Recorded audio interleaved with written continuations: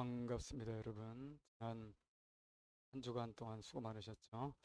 오늘 주일 주님 앞에 예배하면서 우리 마음에 쉼을 얻고 또 성도들과의 교제를 통해서 잃어버렸던 우정과 사랑을 회복할 수 있으면 좋겠습니다. 우리 지난 시간까지 그 빌립보서 마치게 되면서 어떤 말씀을 이어서 할까? 어떤 분이 또 이거 해줬으면 좋겠습니다, 이렇게 얘기하는 분도 있고 염두에 두고 있는데, 레이기를 최근에 이렇게 공부하면서 우리 성도들과 함께 레이기 말씀 나누면 좋겠다. 너무 걱정하지 말 것은 레이기 전체를 보려고 하지는 않고요. 레이기의 구약의 5대 제사가 나오거든요. 5대 제사가 뭡니까? 번제, 소제, 화목제, 속죄제, 속건제, 번소, 화속건. 외우면 이것은 오늘날 우리 예배의 원형이 돼요. 오늘날 우리 예배의 본질을 생각하게 하고, 혹시 우리가 너무 멀리 가 있으면 다시 제자리로 돌아오게 하는 그런 말씀이다, 이렇게 생각을 합니다. 저는 어떻게 해야 우리 예배가 참되게 하나님이 정말 기뻐하실 만한 예배로 그렇게 드려질까, 여기에 대한 고민들을 많이 가지고 있는데, 아마 그런 부분들을 예배 레이기를 이렇게 묵상하면서 도움을 많이 받는 것 같습니다. 여러분, 예배와 관련해서 가장 익숙한 말이 있다면 뭘까요? 제가 볼 때는 우리 한국 우리 교회 우리 성도들에게 아마 주일 성수라는 말이 아닐까 이런 생각이 듭니다. 주일 성수라는 말은 무슨 말입니까?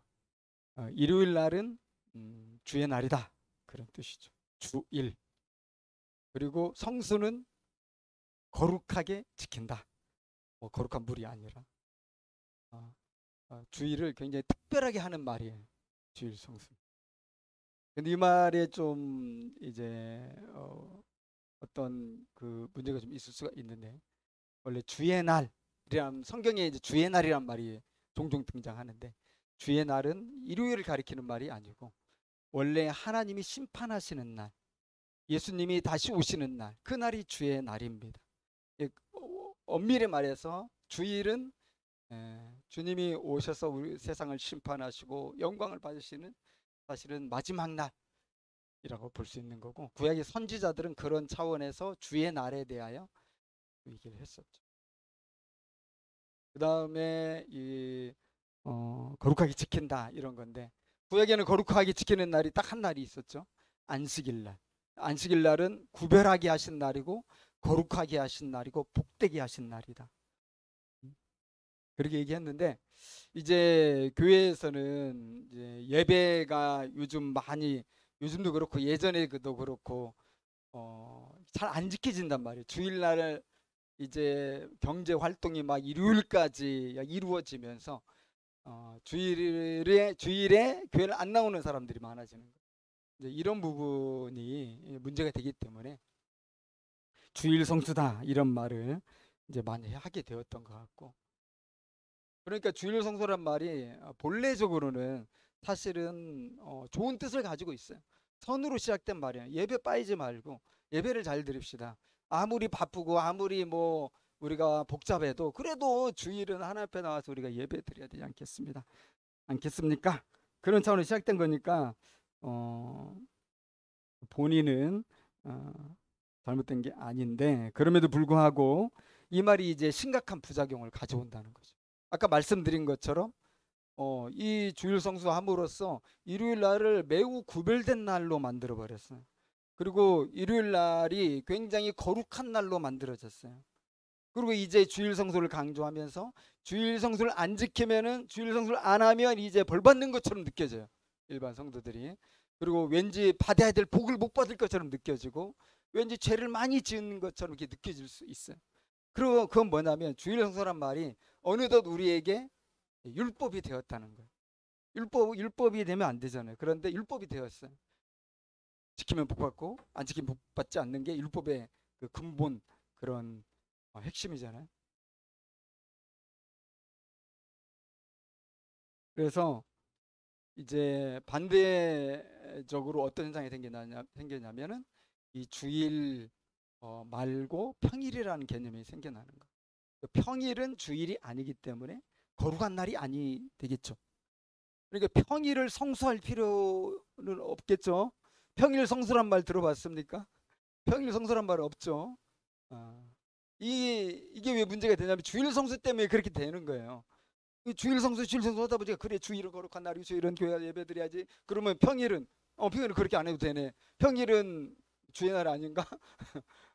어쨌든 이제 우리가 본능적으로 이렇게 생각하는 거예요. 되게 비교해서 이제 좀 이렇게 차별적인 날이 되는 거 평일은 거룩하게 그렇게 안 지켜도 되는 막 부담 안 가져도 되는 그래서 이게 우리 신앙생활에 큰 어려움을 야기한다.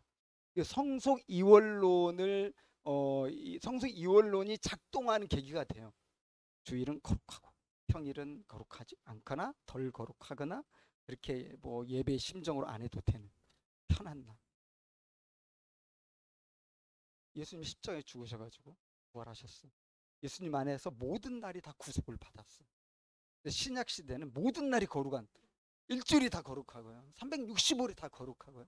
우리 주일 성수한다면 제대로 적용한다면 모든 날이 주의 날이에요.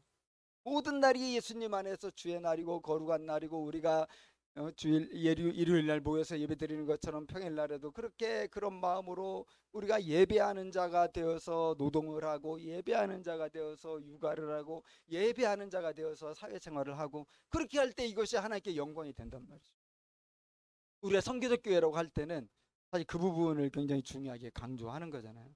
그래서 이 일상에서 우리가 부름받은 주님의 생활 선교사가 되어서 그곳에서 우리가 예배하는 자로 살아가는 하나님은 주일날 교회만 계시는 게 아니라 평일에 내 직장에도 계시고 교회에도 계시고 안 계신 곳이 없다. 아브라함 카이퍼가 얘기한 것처럼 주님은 모든 곳에서 주가 되시고 왕이 되셔야 된다. 주님이 소외되는 지역은 어떤 곳도 있을 수가 없다. 이렇게 얘기를 한 거니까. 그래서 선교적 교회로서 우리가 그것을 강조하게 되는데 이것은 다른 뭐 그렇지 못한 또는 부족한 이런 교회를 비판하기 위해서 하는 게 아니라 우리가 선교적 교회로서 그런 것으로 부름받았기 때문에 우리가 그 방면에서 본이 돼야 된다는 거예요.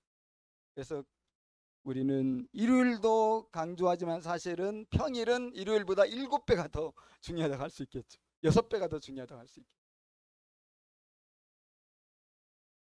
그래서 이 예배와 관련해서 주일 성수를 우리가 한번 좀 깊이 성찰을 해요. 이것이 오히려 우리 예배를 되게 율법적으로 만들어버려요. 정말 은혜로운 예배가 안 되게 만들어요. 우리를 공포감 쩔게 만들고 우리로 하여금 죄책감 느끼게 만들고 그거 하고 나면 나는 이제 했어. 괜한 이게 어떤 안심하게 만들고 그러면 안 되잖아.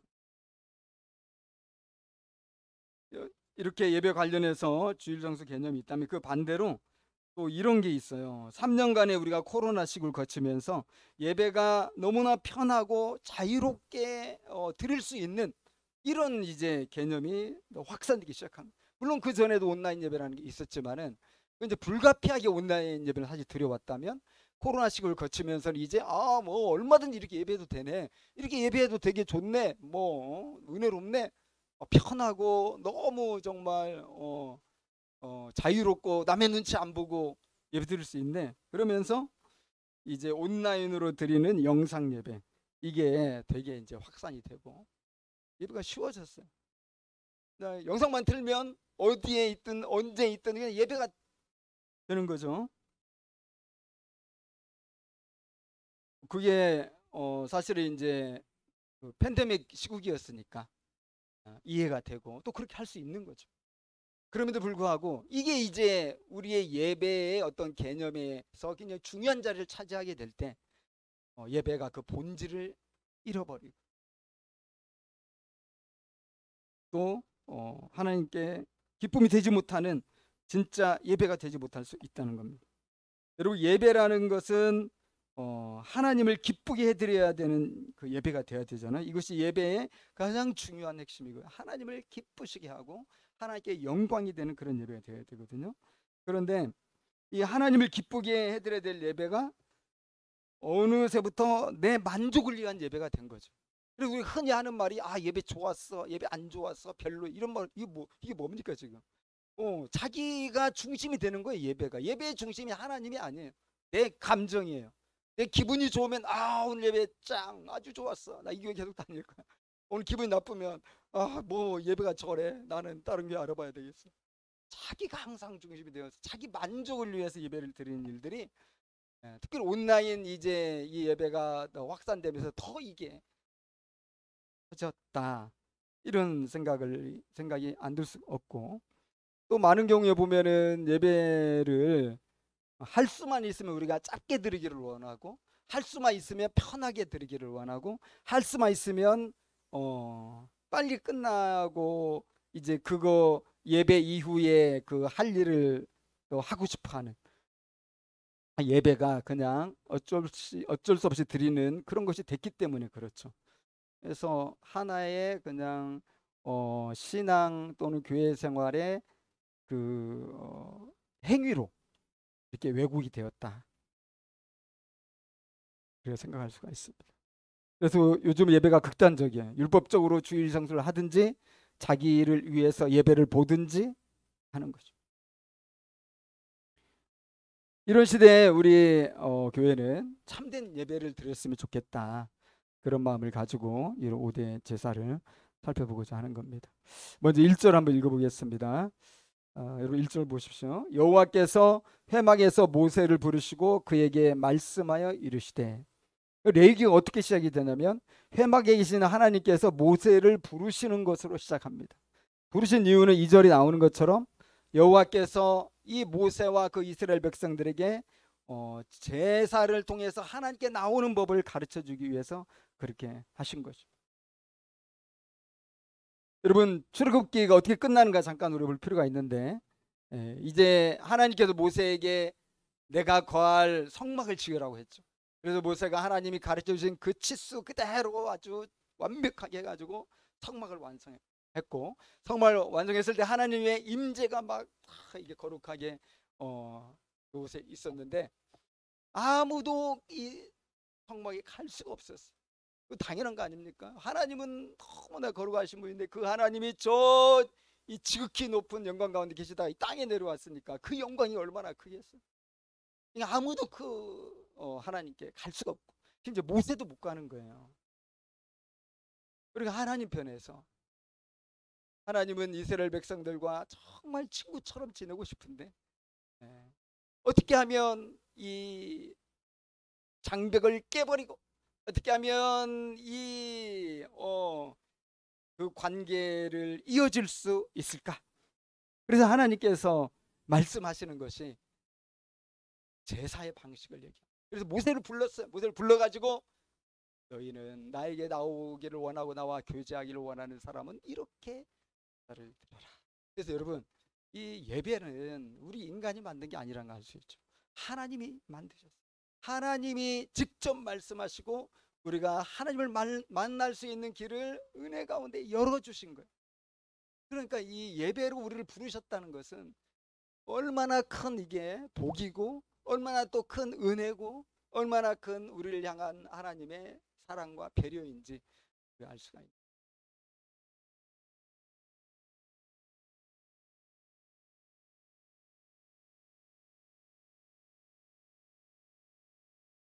여러분, 주님께서 모세를 또 우리를 부르시지 않았다면 누가 구원을 받고 누가 생명을 얻고 누가 예배자가 될 수 있었겠습니까? 그래서 이 부르심은 은혜의 부르심이 되는 거예요. 예배에 나올 때 우리는 나를 부르시는 그 음성을 기억하면서 예수 그리스도 안에서 내 모든 죄를 사해 주시고 나를 성령으로 충만하게 하사 지금 나를 부르시는 그 음성을 생각하면서 그 하나님 아버지의 그 자비롭고 따뜻한 그 음성을 생각하면서 이 예배 자리로 나오는 겁니다. 그냥 뭐 어쩔 수 없이 그냥 뭐 교회 생활이니까 예배는 드려야 되니까 또 뭐 이런저런 이유로 나오는 게 아니라 예수 그리스도 안에서 하나님 아버지가 나를 축복하셨고, 그리고 또 더 복 주시기 위해서 우리를 매주 부르신다는 거예요. 공적 예배의 자리로. 그게 여러분 참된 예배로 나오는 진짜 모습 아니겠습니까? 그리고 모세를 부르신 하나님께서 가장 먼저 하신 말씀이 있는데, 누구든지 제사를 원하는 사람들은 예물을 드릴 때 소나 양으로 드려라. 그래서 지금 번제를 이야기하시는 건데, 사실 이 제사를 보니까 원하는 사람이 하는 거예요. 그냥 무조건 모두가 다 해야 돼, 이게 아니죠. 누구든지 원하는 사람이 나오는데, 하나님과 그렇게 친하게 지내고 싶은 사람, 하나님과 깊이 소통하고 그 은혜 안에 더 거하기 원하는 사람은 나올 때 예물을 가지고 와라. 제사 드릴 제물을 가지고 와라. 그래 말씀하실 거죠. 이제 그게 바로 번제 드릴 때 쓰는 제물이니까 번제물이 되겠죠. 이게 3절에서 17절까지 그 이야기입니다. 3절에 보면 구체적으로 흠없는 소의 수컷이라고 했고, 10절에서는 양이나 염소의 경우에도 흠없는 수컷이라고 하셨고, 14절에서는 산비둘기나 집비둘기 새끼를 제물로 바칠 수 있다고 그랬어. 그래서 누구든지 원하는 사람이 하나님 앞에 나아가는데 경제적인 수준이 장애가 되지 않도록 하신 거죠. 그러니까 각각 형편에 맞게 제물을 가지고 오면 돼요. 하나님께서 말씀하시기를 나는 거룩하니 너희들은 내 앞에 나올 때 가장 귀한 점을 가져와라. 누구든지 가장 좋은 흠이 하나도 없는 황소 한 마리씩 가져와라. 이렇게 하면 가난한 자들 여보 어떻게 해야 됩니까? 절대 예배 못 드려요. 집을 다 팔아도 황소 한 마리 못 사는데. 근데 그 경제적 수준에 맞게 예물을 가지고 가면 되는 거죠. 예배자에 대한 세심한 배려다. 그래서 중요한 것은 예배자가 제물을 드릴 때 어떤 종류를 드리느냐, 이게 결코 아니다. 중요한 것은 자기의 형편에 맞게 하되 내 마음을 다 거기에 쏟아부어서 전심으로 나가는, 마음으로 바쳐서 나아가는, 이게 중요하다는 거죠. 자, 여기서 여러분 우리가 한 가지 좀 주목할 게 있는데, 특별히 바쳐야 할 제물과 관련해서 중요한 게 뭐냐면 이 제물이 가축이어야 한다는 거. 여러분 가축은 뭐죠?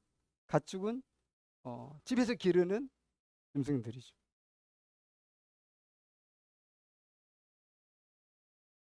소, 양, 염소, 또 비둘기도 이 예배자가 정성을 다해서 땀 흘려 가지고 돌보고 그렇게 해서 살찌운 그 사랑스러운 수많은 가축들 중에서 최고로 좋은 거 선택해 가지고 하나님께 가져가.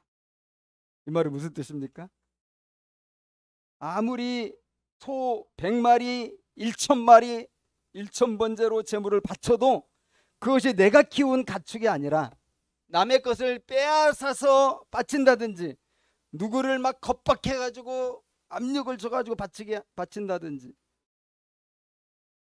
또 들에서 주인 없이 돌아다니는 짐승들을 포획해가지고 이번에 이걸로 바친다든지, 그러면 안 된다는 거예요. 제물은 가축 중에서 바쳐라. 이 부분을 좀 우리가 생각해 볼 필요가 있는 것 같아요. 여러분 가축은 일단은 예배자의 소유죠. 예배자의 재산입니다. 예배자의 재산이고, 또 그것은 예배자가 마음대로 통제할 수 있는 거예요. 주도권이 자기에게 있죠. 그래서 이 가축들은 되게 마음이 편해요. 내 거고 내 마음대로 할 수 있고, 내가 오른쪽으로 몰고 갈 수 있고 왼쪽으로도 몰고 갈 수 있고, 그냥 가다 놓을 수도 있고 막 풀어 놓을 수도 있고, 내가 마음대로 할 수 있는 거. 내 소유이면서 사유재산으로서 그것을 내가 마음대로 할 수 있을 때 우리는 그것과 어느 정도 일체감을 가져요. 그래서 심리학의 어떤 용어로 얘기한다면 확장된 자아 개념을 갖는 거예요. 그런 가축들이. 조금 쉽게 설명하면 우리 아이들 다 키우잖아요. 아이가 막 엄마한테 조르잖아. 이거 해줘 저거 해줘 조를 때 어떨 때는 엄마가 그걸 잘 해줘요. 그럴 때 아이 입장에서 엄마가 막 내 편 같아. 근데 엄마가 그러지 않잖아요. 어떤 때는 안 돼. 그러면 안 돼. 거부하고 거절하잖아요. 그때는 엄마는 내 편이 아닌 것 같아. 어떤 때는 내 자아와 어떤 동일시되는 순간이 있는데 어떤 때는 저 엄마는 진짜 나와 다른 사람이다. 나와 다른 자아를 가지고 있다. 타인의 세계에 있는 존재로 인식하게 된다는 거죠. 뭐 아이들이 그런 식으로 생각은 안 하겠지만 본능적으로 엄마는 내가 마음대로 할 수가 없어요. 아이들이 마음대로 하는 게 있죠. 뭡니까? 선물 받은 장난감이나 인형이나 어떤 좋은 이 뭐 소유물들, 이것은 아이가 마음대로 가질 수 있도록 허락받은 거고 내 거기 때문에 아이는 이것을 자기가 마음대로 할 수가 있어요. 어디다 숨겨 놓을 수도 있고요. 또는 그냥 뭐 변형을 시킬 수도 있고 통제를 해요. 통제. 내 뜻대로 다 돼요. 그러니까 이 소유물은 이 아이에게 굉장히 편한 것이고, 그리고 어떤 때는 자기 자신처럼 느껴져요.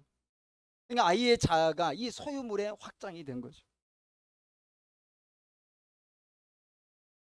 내가 길거리 이렇게 다니다 보면 이 벽에 가끔씩 붙어 있는 이 광고문이라기보다는 뭐 알림 같은 거, 다른 게 아니라 뭐 댕댕이를 찾는다, 잃어버린 그 애완견을 찾는다는 그런 글들인데, 이게 열심히 읽어보잖아요. 읽어보면 대부분요, 이 주인이 막 손으로 꾹꾹 눌러서 글을 쓰고, 그리고 그 글 안에는 얼마나 이 주인이 이 애완견 반려견을 잃어버려 가지고 그렇게 마음이 아픈지 이게 절절하게 드러나 있고요.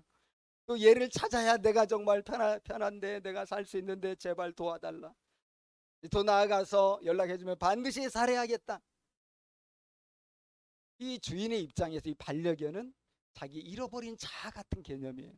그동안 나와 함께 있었고 내 소유였고 정말 내 말을 잘 들었던 사랑하는 아이인데 얘를 잃어버리니까 나를 잃어버린 것 같아. 내 반쪽을 잃어버린 것 같아. 심각하죠.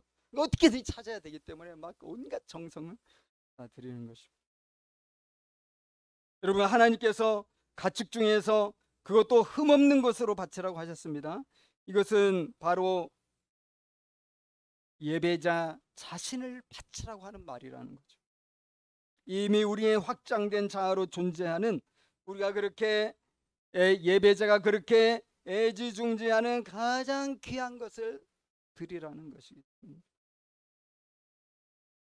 그런 점에서 오늘 제물의 4절에 보면 이 제물을 바칠 때 특별히 한 가지 그 구체적인 행동을 하나 명하셨는데, 그것은 안수하라는 거예요. 안수해라. 번제물의 머리에 안수하고 바쳐야 된다. 소의 머리에 딱 안수하고 바쳐야 된다. 그렇게 해야 하나님이 기쁘게 받으신다. 그러니까 안수가 없으면 안 돼요. 여러분, 안수하면 무슨 생각, 뭐가 떠오릅니까? 우리가 생각하는 안수의 개념과는 좀 다른 것 같아요. 안수기도 받는다 이런 건 뭡니까? 목회자가 그 성도의 어떤 복을 빌면서 손에 머리 고 기도해 주잖아요. 안수기도라고 하잖아요. 여기서 이 안수는 그것과 달라요. 히브리어의 뜻을 보면은 이겁니다. 체중을, 예배자가 자기의 체중을 실어서 기대거나 힘껏 누르는 게 안수예요. 여러분 한번 해보세요. 자기 머리 손 한번 얹고 나의 힘을 확 떼서 나를 밀어보세요. 그냥 가볍게 손을 얹는 게 아니고 힘을 실어가지고 체중을 거기에 얹어야 되는 거예요. 그게 안수예요. 다른 레위기나 신명기에 보면은 그렇게 힘을 주고 안수하면서 기도하게 되어 있어요. 그래서 이 예배자는 죄인된 자신이지만 자신을 대신해서 제물로 바칩니다. 그러면서 하나님께서 자기를 기쁘게 받으시기를 바라는 마음으로 간절히 기도하는 거죠. 그래서 소를 바치면서 소의 머리에 힘껏 안수하는 순간에 소는 뭐가 됩니까? 예배자를 대신하는 제물이 되는 거예요. 예배자하고 동일시가 되어가지고 하나님이 소를 받으실 때 예배자로서 받으시는, 그 예배자를 받으시는 거예요. 그리고 이어지는 순서가 이 안수 행위를 더 중요하게 만드는데요. 그것은 예배자가 안수 후에는 이 제물을 잡아야 된다는 겁니다. 5절이죠. 죽이는 겁니다. 여러분, 이 제물을 잡는 거 제사장이 막 칼 들고 와서 제사장이 하는 게 아니에요. 제사장이 제물을 잡는 게 아니라 누가 잡아요? 이 제물을 끌고 온 예배자가 직접 자기가 잡는 것입니다. 그런데 여러분, 이미 말씀드렸지만 이 소를 끌고 왔다고 해보시죠. 이 소는 이 예배자하고 너무나 친한 관계에 있고 너무나 정말 사랑하는 관계에 있는 제물이 아니겠어요? 우리 집에서도 가장 흠이 없는 귀한 최고급 소란 말이죠. 이름도 있었을 것이고, 이 소의 그 큰 눈망울만 보더라도 이놈이 뭐가 어디가 아픈지 어디가 불편한지 안단 말이죠. 주인은 그 정도로 가깝고 과격한 내 자아가 확장된 개념으로서의 이런 소인데 어떻게 한다고요? 제사장이 차를 죽이면 좋은데 나보고 죽이래. 누가 죽여?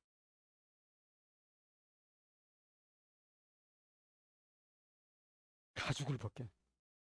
그리고 각을 떠서 토막을 내.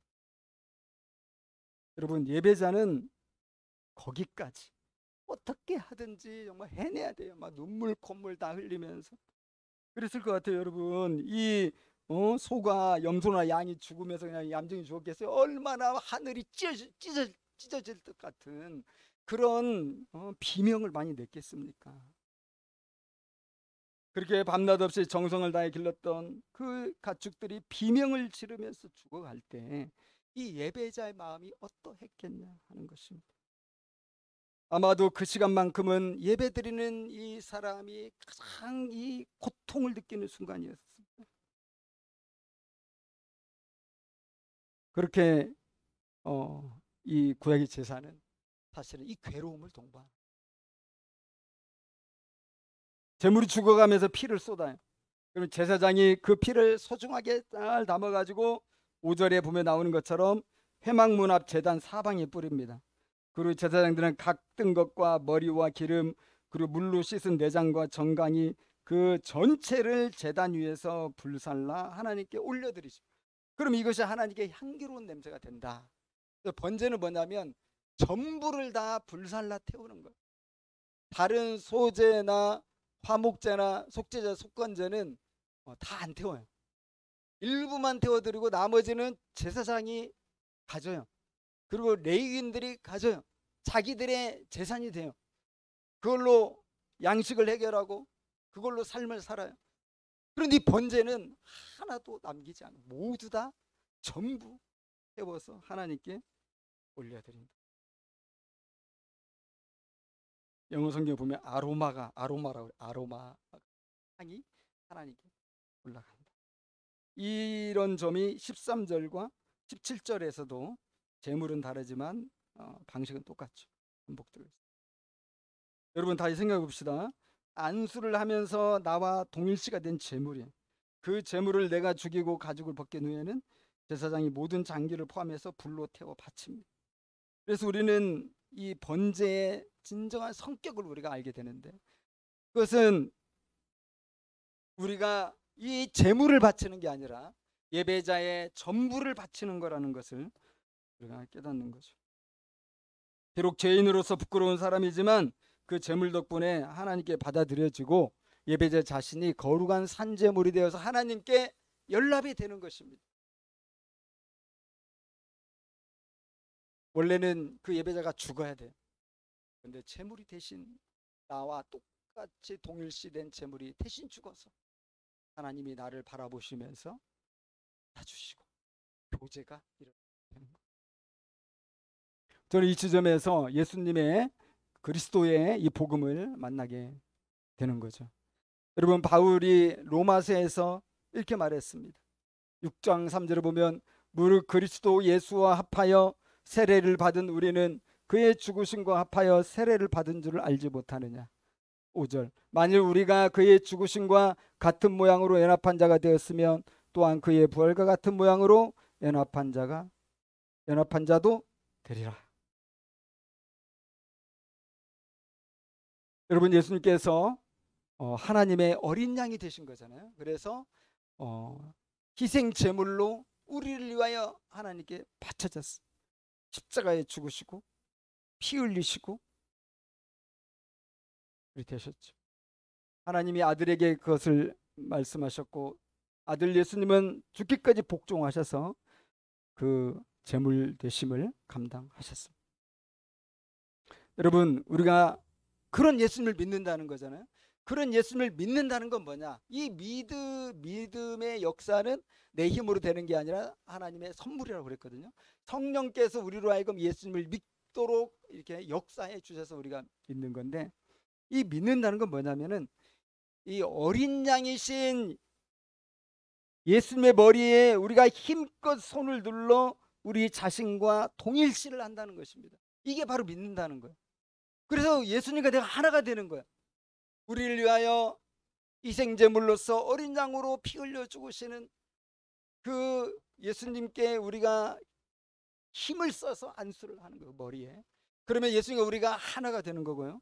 예수님이 죽으실 때 우리도 죄에 대하여 죽는 것입니다.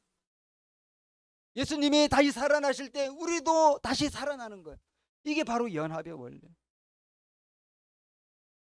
이것이 구약의 제사를 통해서 예수님의 죽으심과 부활을 우리가 이해하는 방식입니다.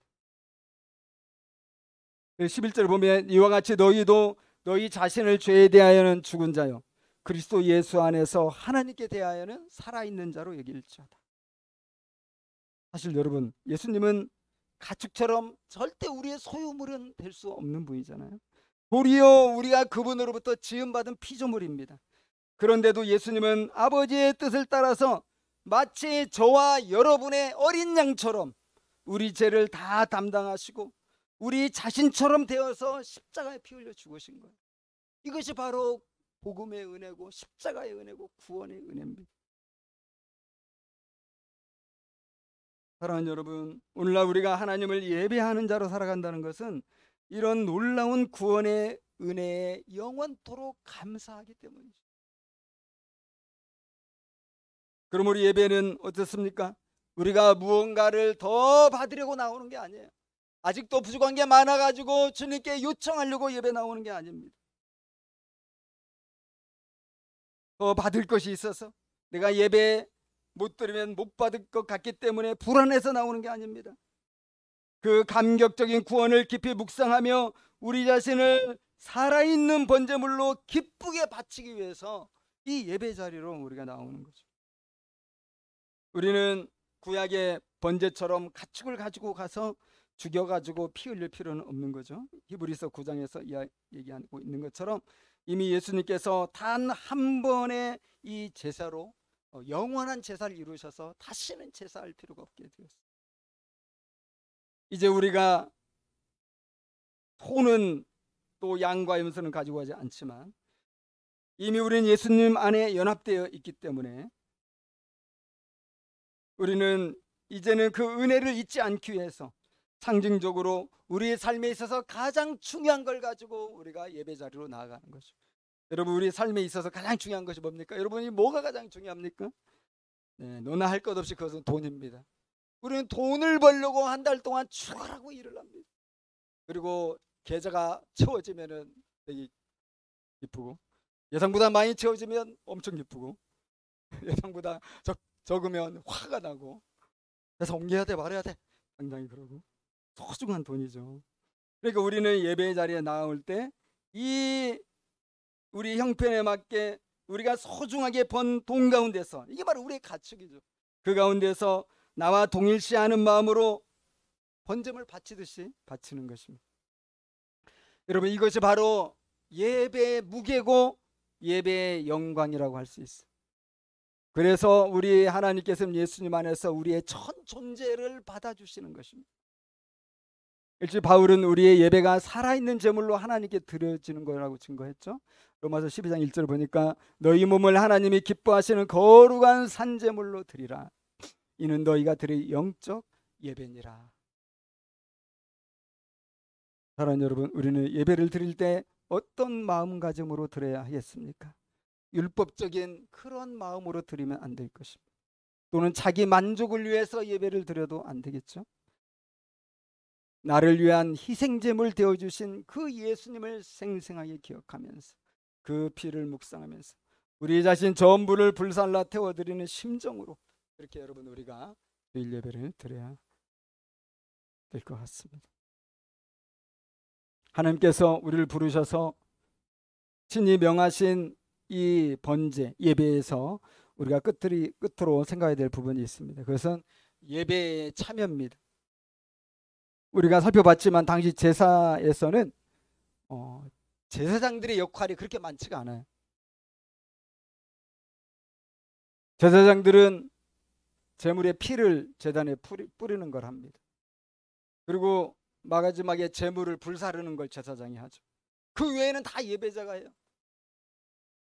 고르고 고른 이 제물을 데리고 이 성막까지 와야 되고 거기서 안수해야 되고 기도하면서 안수하고 죽이고 가죽을 벗기고 각을 뜨고 이제 제사장이 불로 태울 때 잠깐 보는 거죠. 오늘 예배는 어때요? 처음부터 끝까지 예배를 다 보죠. 오늘날처럼 구경하는 제사? 이거 있을 수 없는 거예요. 자기가 다 해야 돼. 대부분 다 해야 됩니다. 그렇지만 오늘 예배는 어떻습니까? 너무 전문화되어 있어요. 소수의 예배위원이 수백 명이 모이든 수천 명이 모이든 수만 명이 모이든 그 예배를 다 관장을 해버리죠. 나머지 수많은 성도들은 앉아가지고 1시간 동안 그 영상만 바라보다가 목사님 잘생긴 얼굴만 바라보다가 또 멋진 이 성가대 공연 보다가 시간 되면 가는 겁니다. 예배 드리러 갑니까? 예배 보러 갑니까? 참여한다면 이제 영혼 없는 찬양 몇 곡 한두 곡 부르고 또 헌금하는 순서에 참여하고 1년에 한두 번 있는 성찬식 정도 참여하고 뭐 이 정도 아니겠어요? 과연 그렇게 예배를 드림으로써 우리가 우리 자신을 번제처럼 우리 전부를 불살라서 드린 것과 같은 그런 참된 예배로 드립니다. 그래서 우리가 좀 예배 드림에 있어서 적극적이고 능동적일 필요가 있어요. 그냥 가만히 앉아 있으라고 여러분 여기 오시지 마세요. 뭔가 주님을 섬기기 위해서 이 자리에 나오시기 바랍니다. 뭐 큰 걸 뭐 하나님 원하시겠어요? 능동적으로 내가 어떻게 하면 예배를 참여할 수 있을까? 그런 마음으로 오는 거죠. 어떤 뭐 필요하면 저에게 얘기하고 목회자 얘기해서 나도 예배에 참여하고 싶다. 이렇게 해서 같이 한번 찾아보는 거죠. 어떻게 하면 예배에 능동적이고 적극적이고 보는 게 아니라 듣는 것으로 끝나는 게 아니라 내 몸을 움직이고 마음을 움직이고 행위를 해가지고 나도 예배를 드릴 수 있을까?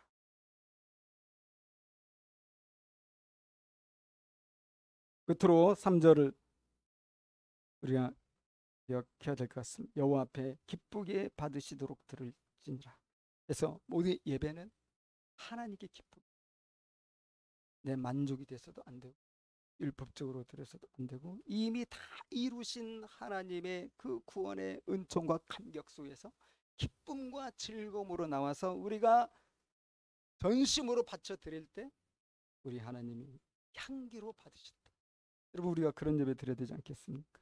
9절, 13절, 17절에도 향기로운 냄새를 하나님께서 기쁘게 받으신다.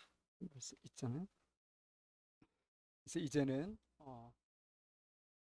예배 드려 나올 때 우리 하나님을 기쁘게 해드리기 위해서 예배 드리러 나오면 좋겠고요. 어떻게 해야 하나님이 기뻐하실까?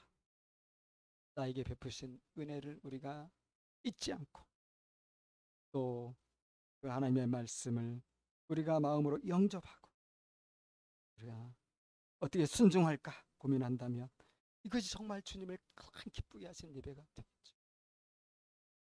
우리 다 같이 성찬식에 참여하겠습니다. 227장 1절, 4절, 5절 부르면서 성찬 찬양 부르고 또 이 시간에 봉헌도 같이 하도록 하겠습니다. 1절, 4절, 227장 1절, 2절, 1절, 4절, 5절.